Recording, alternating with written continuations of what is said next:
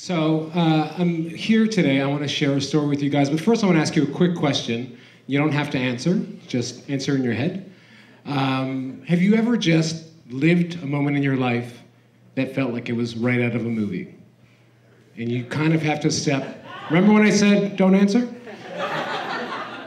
Still applies for the whole story. And you live this moment in your life, and you kind of step back and you're like, oh my God, this is so weird. I had a moment just like that. I lived a real movie moment. And I'll tell you what movie it was from. I don't know if anyone here has watched The Bourne Identity. Let me finish. So if you haven't watched it, there's the movie's about the spy who gets his memory erased after being in an accident, and then slowly piecing everything back together. And there's this one scene where he goes into this vault and he pulls out this box, and he finds all these IDs, all these passports, and it's his face on every passport, and it's a different alias. And he's freaking out. He's like, what the hell? What is my life? What have I been? And I had that exact same moment happen to me when I pulled a shoebox out from under my bed, and I opened it up, and all the name tags of all the shitty jobs I've ever worked at. Just so many grocery stores. And the prized possession in the middle, staring right up at me, was my very first job at Nob Hill Farms, the food terminal. Now, I don't know if anyone remembers Nob Hill Farms. Yeah, a couple people do. If you still have the baskets, you're supposed to bring that back. I started working at Nob Hill, and it was a really weird place. If you don't know what it was like, basically, it was like the owner back then went, okay, so I want the thing to be like Costco. I know that's in the future. But no employees. I don't want to sweep ever. I just want all the garbage on the floor, always, if that's possible. Which was a great place to work when you were 15, because I didn't want to clean anything anyways. You know, I was mostly just throwing stuff around. And when I started working there, the store was so dirty, it was very funny. We didn't have any, I never saw a mouse. I never saw a mouse. We did have a cat problem, though. Now, some of you may be thinking, did he mean to say rat? Then he said cat by accident? No. No, we had cats in our store. Cats. Not a cat that got in, cats. But it was my first job. I was like 15. I just showed up here and was like, oh, I guess we have a dozen cats. That's not bad. I think you want an even 12. I think that's what you want. And it wasn't until a few weeks in when a customer came up to me and she said, hi, saw a cat in your store? That I realized, oh, we're not supposed to have those. I don't think we're supposed to have those. But I looked her in the eye and answered her honestly from my heart. And I said, I think we need them.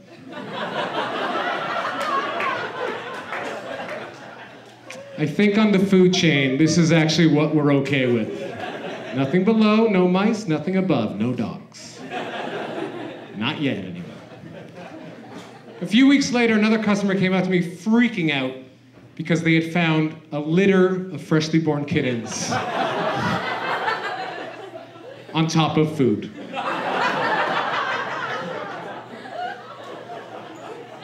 Now today, with Instagram and Facebook and Twitter, that would have gone viral. That would have been on the news, the store would have been shut down, everyone would have lost their job. It would have been horrible. But in 1995, that was just a cool day at work. You know, some cashiers went home with kittens. I got to pet one, great day. Just a great day at work. Now working there, I ended up becoming friends with this guy, Johnny Cezzino. And we became friends, and then we realized afterwards that I had never known him from anywhere before, that our fathers were best friends since they were 4 years old, back in a small island in the Azores. And they used to just play barefoot soccer in the street, and they've known each other forever, but we had never met. So now I'm becoming friends with the son of one of my father's best friends. And I thought this was really cool. But he was a little older, so I always wanted to be cool around him. You know, if he ever wanted to get into mischief, I was there. I was just ready. I wanted to be his cool young friend. And one day we're on break, and he's talking about how he loves eating spicy food, so I'm going along with it. He's like, oh, I love spicy food. I'm like, yeah, me too, man. He's like, I could just put hot sauce in my mouth. I'm like, I did a shot of hot sauce yesterday. I love spicy food too. And my produce manager, Mario, was there, and we asked him, we're like, Mario, what's the spiciest pepper we sell? And he looked at me and goes, Scotch bonnet. Scotch bonnet. I memorized it. And then he looked at me and went, don't eat that pepper. I was like, of course I'm not gonna eat that pepper. If it's the hottest pepper and you're an adult and you told me not to, I'm not gonna do it. So he's like, okay, and he left. And then Johnny looked at me and goes, are we eating that pepper? We're eating that pepper. So we decide when the store closes, I'd get a Scotch bonnet pepper, come back and meet him in the milk cooler, and we try it, and I don't know, maybe evolve to the next level of man. I don't know what we thought we were gonna do. Wings would sprout out of our back. So, day goes on, store closes, I go and I find a Scotch bonnet pepper. Now, we had two types of hot peppers in our department. We had jalapenos and Scotch bonnet peppers.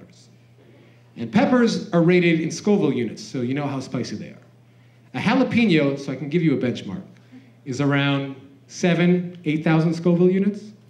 A Scotch bonnet pepper can reach 350,000 Scoville units. That's something I know now because I have Google on my phone.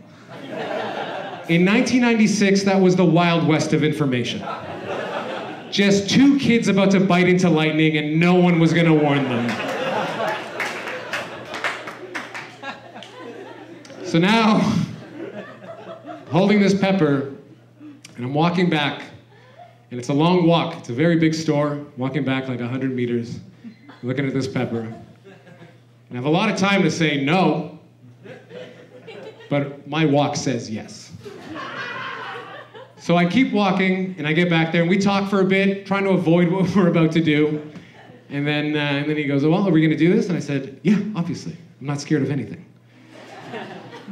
And we break off 2 little squares of the pepper, and we put it in our mouths, and we chew on it. And we feel like enough time has gone by. You know, I think we've conquered this. I don't think it was as hot as Mario said. So then he said, well, I'll see you later. And I said, okay. Only seconds had gone by. And as I start to turn, I pop the rest of the pepper in my mouth so Johnny thinks I'm the coolest. And I just start walking out. I'm like, see you later. Will I?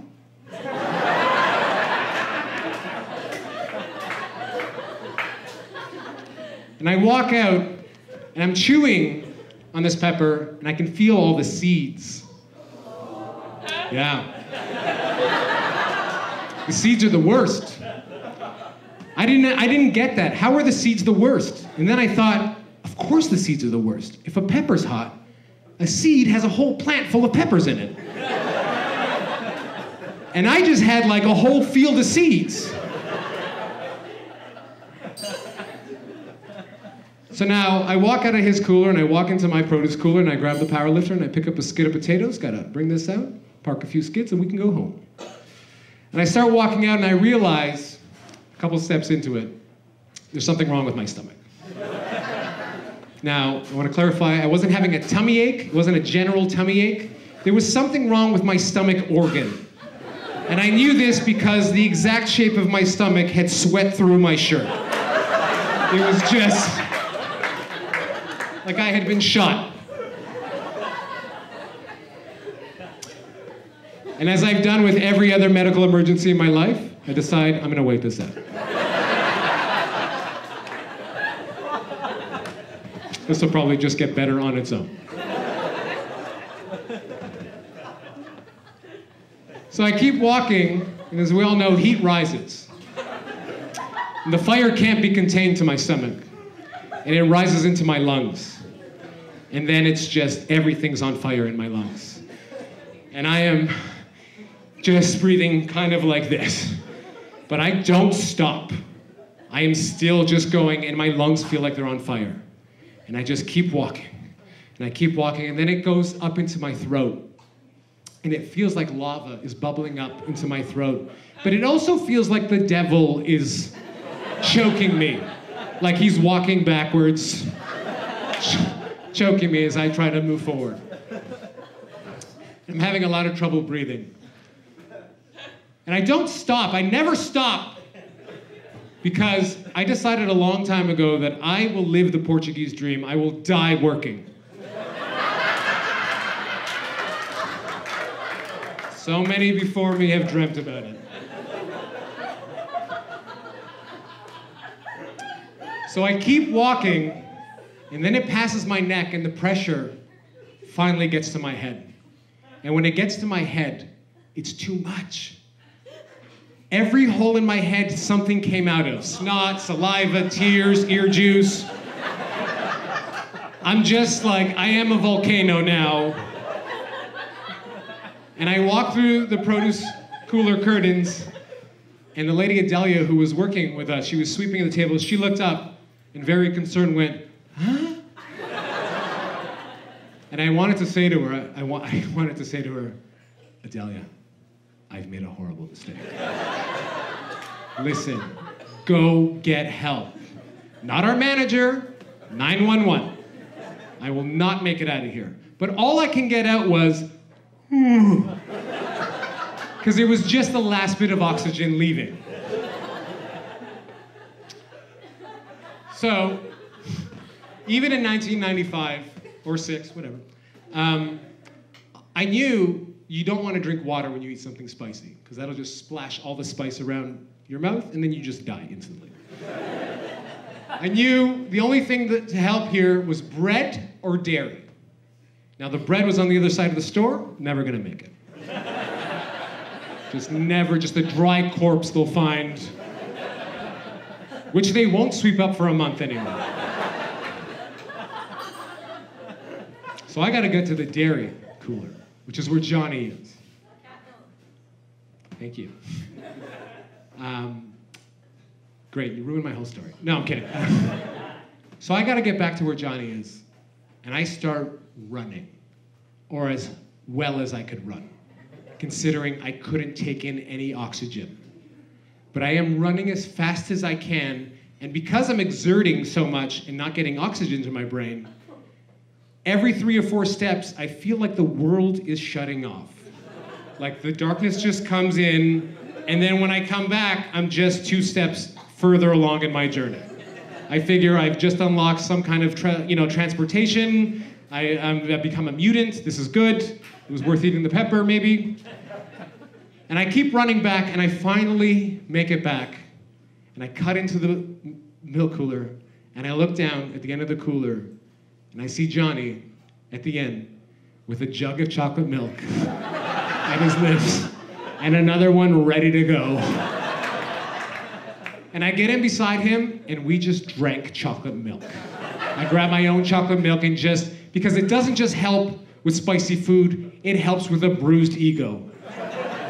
And for minutes, these two brave men just drank chocolate milk in silence.